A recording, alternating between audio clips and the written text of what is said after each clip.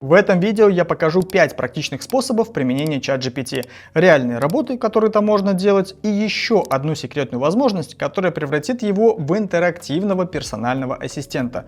Пока одни используют ChatGPT только для написания текстов, другие как-то умудряются на нем зарабатывать. Например, дизайн футболки принес 5000 рублей, первая карусель 2500, а минутный AI-ролик для бизнеса аж целых 27 тысяч рублей. Все это было сделано с помощью ChatGPT, но не одной волшебной кнопкой. Сейчас разберем, как все это создавалось и какие из этих способов вы сможете применить уже сегодня. Поехали. Самое простое и самое практичное, что, на мой взгляд, можно сделать в чате GPT, это презентации, потому что логика здесь максимально банальная. В первую очередь мы даем свои вводные данные. Все, что есть в нашей голове, все мысли, вот это мы ему выкладываем. Из вот этого хаоса он уже создает конкретную структуру. Прям по слайдам. На этом слайде такая-то мысль, на этом такая-то. И также уже прикидывает какие-то идеи по визуалу. И конечным этапом мы уже непосредственно с помощью чата GPT создаем дизайн. И получаем вот такой результат, который получила, например, Светлана. То есть она сделала небольшую презентацию для человека, который обучает других людей китайскому языку. Я сейчас сам изучаю китайский, и для меня лично вот эта презентация максимально понятна. Мне здесь не нужны какие-то лишние украшательства. Мне нужен смысл и хороший контраст. Это я получаю. И вот такие презентации делаются максимально быстро и просто, и на них можно спокойно зарабатывать. Потому что бизнесу постоянно нужен контент, который вы с помощью чата GPT можете создавать. Либо же история самой презентации. Например, когда вы подготавливаете, скажем так, визуал для своего выступления. Вот как это сделала Катя, когда она рассказывала о сериале, который она сделала с помощью искусственного интеллекта. И эту презентацию она также полностью в чате GPT сделала. Слайды получились консистентными, понятными, в какой-то в своей манере исполненные, но так или иначе, это тоже можно легко и просто делать в чате GPT. Но если вам маловато вот этих навыков и знаний, то, конечно же, можно выйти на уровень посложнее, когда мы подключаем к работе чат GPT в разделе Work, либо устанавливаем стационарное приложение Codex на свой компьютер. Далее мы по MCP подключаем Figma, и таким образом у нас получается мощная связка, которая позволяет создавать редактируемый дизайн. Чтобы было понятно, давайте покажу. Вот есть у меня презентация, которую я сделал самостоятельно. Она максимально легкая, простая, быстро редактируется, но как будто бы ей не хватает образов, либо какой-то эффектности, что ли. Это мы можем легко исправить. То есть я загружаю скриншот, где показал, какие слайды нужно переделать, нашел в интернете несколько референсов того, как бы я хотел эту презентацию оформить, и через буквально, 30 минут он мне сгенерировал картинки с помощью чата GPT, и все это разместил в Figma. Давайте посмотрим. Структура осталась точно такая же, но изменился визуал. То есть он на себя закинул вот такие картиночки на фон и немножко, скажем так, перекомпоновал текст. И в результате смотрится вроде бы неплохо, но опять же есть косяки, которые нужно исправлять. Так как дизайн редактируемый, то есть я могу легко и просто все вот эти блоки двигать, менять, то мне ничего не остается, как просто приложить свои золотые ручки и немножко скорректировать вот эту композицию, чтобы моя презентация смотрелась законченной. И вот такой вариант вполне себе можно использовать где угодно. Если вам и этого мало, то вы можете попросить Codex сделать вам анимацию для презентации. И таким образом он добавит плавные вылеты для текста, плавные переходы между кадрами. И в целом это уже готовый видеоролик, который вы можете спокойно нарезать и использовать где-то в своем видео, либо просто в выступлении. Второе офигенное направление, где можно применить чат GPT, это, конечно же, брендинг. Потому что тут, по сути, даже из ничего можно сделать вкусную конфетку. Чем Мария и занялась. Ей поступила задача разработать принт для футболки. И она ничего не нашла лучше, как обратиться к чату GPT. Поэтому собрала вот такие вот референсы на Pinterest и скормила их чату. На втором этапе ей чат уже подготовил конкретный логотип, который она, скажем так, утвердила заказчиком, но перед тем, как печатать, нужно понять, как он будет выглядеть на одежде. Поэтому здесь она, не выходя из чата, также сгенерировала полноценную нейрофотосессию и посмотрела, так, наклеечка сидит хорошо, в принципе, принты тоже классно смотрятся на футболке. Ну и зафиналила она, конечно, все это дело печатью. Ну, точнее, не она, а заказчица напечатала, но так или иначе, вот есть какой-то физический продукт, который получился в итоге. Это наклейка и вот такая прикольная, классная футболка футболка. За этот заказ, если не ошибаюсь, Мария получила, по-моему, около 5000 рублей и потратила на это всего лишь 2 рабочих дня. Но только на футболках брендинг не заканчивается, а, наверное, только начинается, потому что можно пойти дальше и вообще целый бизнес упаковать, как это сделала Татьяна. То есть разработала логотип, разработала какие-то фирменные элементы, паттерны, которые перенесла уже непосредственно на бумажный носитель, на пакет, на одноразовую посуду, на кепку, ну, на футболку, само собой, куда же без нее.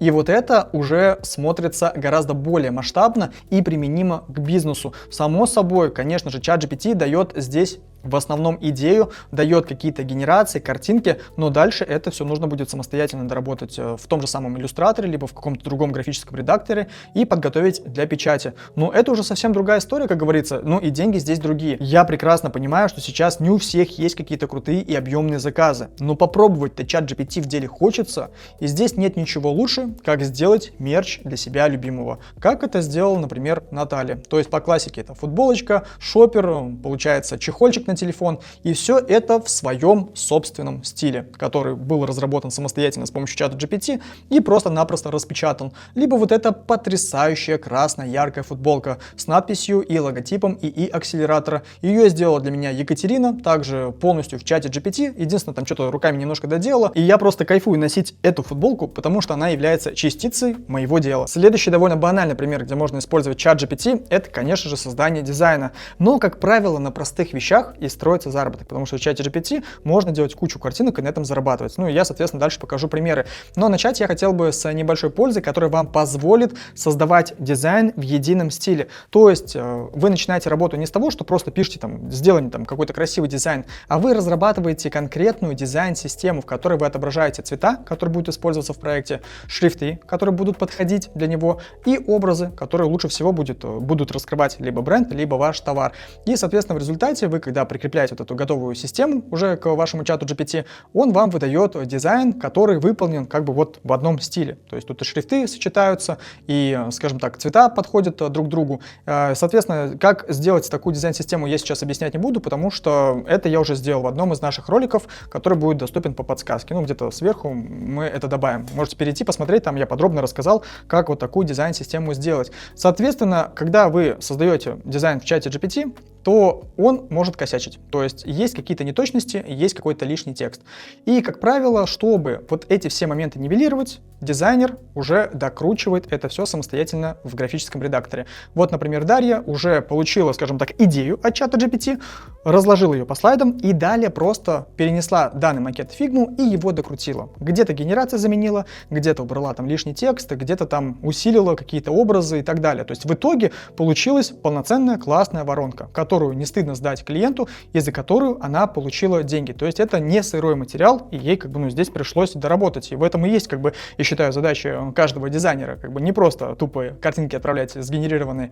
Соответственно, все дело карточками не заканчивается, потому что можно идти, например, в упаковку социальных сетей, как это сделал Анатолий, то есть он упаковал свой личный блог, с помощью чата GPT, опять же, все вот эти картинки сгенерировал и загрузил. Соответственно, теперь эту услугу он может продавать другим заказчикам, которым также, возможно, потребуется упаковка их бизнеса. Либо вот работа Екатерины, где она также с помощью нейронок создала вот такой вот классный, минималистичный, яркий баннер, который впоследствии был размещен на билбордах, вот таких вот электронных в Москве и в Питере, если не ошибаюсь. И это, на самом деле, такой прям, готовый физический продукт, который создается с помощью нейросетей. Соответственно, также можно делать, например, и карусели для своего блога, то есть продвигать себя как автора, почему бы и нет. Именно этим я и занимаюсь, также, как говорится, в свободное время. То есть закидываю идею чату GPT, и он мне уже выдает конкретную воронку, которую я потом немного корректирую и потом публикую в интернете. Если вам создание карусели понравилось, то можно выйти на следующий этап, как это сделала Лиля. И она сейчас уже создает вот такие воронки для заказчиков, где вот, например, вот в этой она рассказала о топ-5 столовых в Казани. Вообще довольно необычная тема, но так или иначе вот эту информацию она оформила и получила за данный заказ 2500 рублей. То есть это ее, если не ошибаюсь, вообще был первый заказ, и она его выполнила за один день с помощью нейронки. То есть дальше, как говорится, будет больше. Если вы сейчас смотрите на все это дело, и ваша голова просто пухнет от большого количества вопросов, и вопросы не в том плане, что типа как там сделать дизайн, как сгенерировать картинку или прочее, а вообще в целом, как зарегистрироваться в чате GPT, как его оплатить, как его адаптировать под себя, то специально для вас я подготовил мастер-класс, который называется ИИ Старт, где за 1,5 часа вы получите ответы не только на вот эти вопросы, но сформируете свою персональную систему для разных сфер жизни, для здоровья, для спорта, для там покупок, финансов, по ведению контента и так далее. То есть вы поймете, как вам внедрить ИИшку в свою жизнь и как ее сделать лучше. Соответственно, я там передаю свой собственный опыт, знания максимально практичные. Если хотите сделать первый шаг в мир искусственного интеллекта, то переходите по ссылочке и попадайте к нам в сообщество и прокачивайтесь. Четвертая ниша, где вам также чат GPT может пригодиться, это создание видео. Но чат GPT напрямую ролики не генерит, но он может вам стать классным помощником, например, в сборке сценариев. То есть он прям распишет посекундно, где и какое действие должно происходить. Далее под вот эти все секунды он вам сгенерирует конкретные картинки, образы, действия и затем сделает раскадровку, чтобы вы могли вот эти все картинки отдать нейросети, там, например, Гроку либо Вео какой-нибудь, и она вам сделает полноценные генерации, полноценный ролик, который потом останется только лишь смонтировать. И здесь в целом монтаж чат GPT вам может сделать. Единственное, конечно, делает он это довольно посредственно. Дальше покажу, что из этого получается, а вы уже сами как бы сделайте выводы, стоит, не стоит вам его для этих целей использовать. А сейчас давайте покажу реальный проект, который выполнила Галина, чтобы вы понимали, ну, где, в принципе, эти нейровидео можно использовать.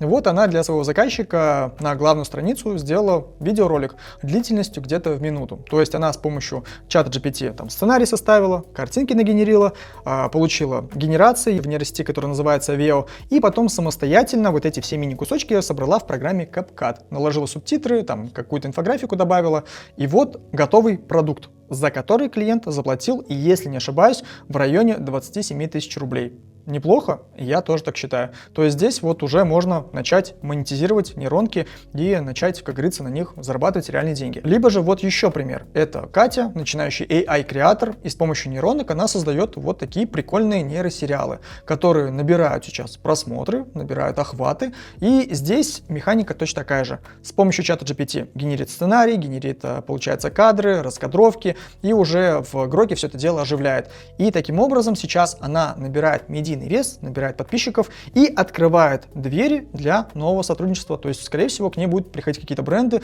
заказывать рекламу, и она уже будет монетизировать свое творчество. Что касается монтажа с помощью нейросетей, то здесь не все так однозначно. Я дал ему задание, соответственно, накинуть на мой Reels, который идет 22 секунды, получается, субтитры и какую-то инфографику, минималистичную, аккуратную. В целом он как бы с этим справился, добавил вот эту самую инфографику, но это смотрится действительно стрёмно. Притом я потратил на эту кучу токенов, и я понял, что в принципе это не особо рентабельно таким заниматься. То есть я бы, например, что-то лучше сделал сам в CapCut. Но опять же, для того, чтобы накинуть субтитры на видео, мне кажется, что это просто обалденный инструмент, потому что он это делает максимально быстро, четко, и это действительно экономит время. Потому что в CapCut, например, добавить субтитры, у меня бы на эту операцию ушло бы там, может быть, 5-10 минут. Здесь на это ушло 1 минута и 3 секунды. И при этом токенов жрет очень мало. Поэтому для вот таких задач, мне кажется, он подходит идеально. И финальный пример, который мы разберем, это интерактивные карты. По сути, это, знаете, такой первый шаг к созданию сайтов, но он довольно-таки простой, потому что часто бывают такие ситуации, когда ты путешествуешь, у тебя на телефоне собирается куча фотографий с поездки, и, как правило, они лежат мертвым грузом. Чтобы этого избежать, можно придумать интересную связку, то есть взять фото с поездки и создать именно интерактивную карту, которой вы сможете потом поделиться с кем-то, либо просто в любой момент посмотреть. Выглядит она вот таким образом. По сути, это как бы такой мини-сайт, HTML-страницы, которую ChatGPT может создать. То есть на первом экране мы показываем, что вообще происходит, где там происходило это самое путешествие. То есть как бы обложка. Затем идет вот эта сама интерактивная карта, которую мы также создаем в чате GPT и также потом наполняем. То есть на каждую точку можно нажать и посмотреть определенную локацию, где мы были, какие впечатления получили. Можно сделать, например, вот такой вариант, где добавляем карусельку и показываем несколько фотографий, добавляем описание, какие-то ссылочки. То есть мы уже в голове держим тот момент, что эту карту мы можем не только для себя использовать, но и можем ей с кем-то поделиться. То есть ее можно без проблем отправить по Bluetooth, по AirDrop, либо просто на почту прислать, и человек ее без проблем открывает на любом устройстве, смотрит, тыкает. Соответственно, данную интерактивную карту можно уже попробовать применить для какого-то бизнеса. Один из наших участников настолько вдохновился этими интерактивными картами, что решил вдобавок еще и свой сайт обновить. То есть он понял технологию, как это делать с помощью чата GPT, создал, получается, вот такое приложение на телефон, и на своем сайте он создал цифровую приемную, где буквально за 3-5 минут вы можете рассказать о своей проблеме, записаться на прием и, соответственно, решить, как говорится, свой вопрос с помощью Юрия. И осталась последняя секретная штука, которой я хотел бы с вами поделиться. Возможно, она, конечно, не особо секретная, но мне она очень понравилась. В общем, дело в том, что я использую чат GPT не только как генератор какого-то контента, но и как своего личного ассистента. И сейчас у меня есть отдельный проект, который называется «Спорт и развитие духа». И там я с ним делюсь своими тренировками, своим питанием и так далее. То есть он выступает в качестве моего персонального фитнес-тренера. У меня стоит цель набрать мышечную массу и немножко талию сузить. Соответственно, я ему скидываю все исходные данные по питанию, по тренировкам, по активности, по сну, и он мне предоставляет вот такие персональные отчеты, в которых эти все данные изучает и говорит, в каком направлении мне двигаться. Но, честно сказать, меня эти отчеты уже задолбали, в том плане, что каждый раз нужно читать кучу вот этой информации, и мне хочется какой-то геймификации. Я с ним немного пообщался и понял, что такое мини-приложение, вот такую геймификацию можно создать прямо под моими отчетами. Соответственно, потратив где-то час своего времени, у меня получилась вот такая штука, вот такое мини-приложение, в котором я наглядно вижу, как буду выглядеть к концу своего пути. То есть чат GPT прямо сгенерил меня, вот в той желанной форме. И я такой вот смотрю на вот эти картинки и понимаю, так, вижу, что 9% всего лишь пройдено, 29 дней, как говорится, за плечами, нужно топить, нужно двигаться. То есть вот это гораздо сильнее меня мотивирует, нежели просто набор текста. То есть я вижу перед собой конкретную таблицу, конкретные показатели, до, после, и конкретные, получается, метрики, которым я следую, которые у меня улучшаются, восстановление, рекомпозиция. Вижу, скажем так, все мои показатели в конкретный день. То есть мне не придется отлистывать этот чат куда-то в начало, чтобы посмотреть, что было 4 августа. Я просто кликаю сюда и вижу, что было 1 августа, сколько шагов прошел, сколько спал и так далее. И, соответственно, также он закидывает легкую мотивацию дня, то есть какую-то картинку из интернета берет и говорит, давайте, дружище, топи. И вот такая геймификация, на мой взгляд, очень сильно может сдвинуть вас и меня в том числе с места. Поэтому используйте чат GPT с умом, кайфуйте, и если вы хотите еще глубже разбираться в нейросетях, хотите научиться создавать различные интерактивные карты, различные нейрофотосессии, дизайны и в целом погружаться в мир и зарабатывать на этом, то тогда вас я приглашаю в наш закрытый телеграм-канал Акселератор AI Дизайнера, где есть просто куча материала по этой теме, и что самое интересное, там есть сообщество людей, которые также зарабатывают, которые двигаются в этом направлении, и вы сможете развиваться вместе с ними. Если вы оформляете первый раз нашу подписку, то бонусом мы вам дадим еще 1 месяц на нейросети в подарок. Соответственно, вам больше ничего покупать не нужно, и вы можете сразу, как говорится, перейти к практике и набивать себе руку. Если вам понравилось данное видео, поставьте лайк, напишите в комментариях, как вы используете чат GPT, а я ушел готовить для вас материалы для следующего ролика. Не прощаюсь.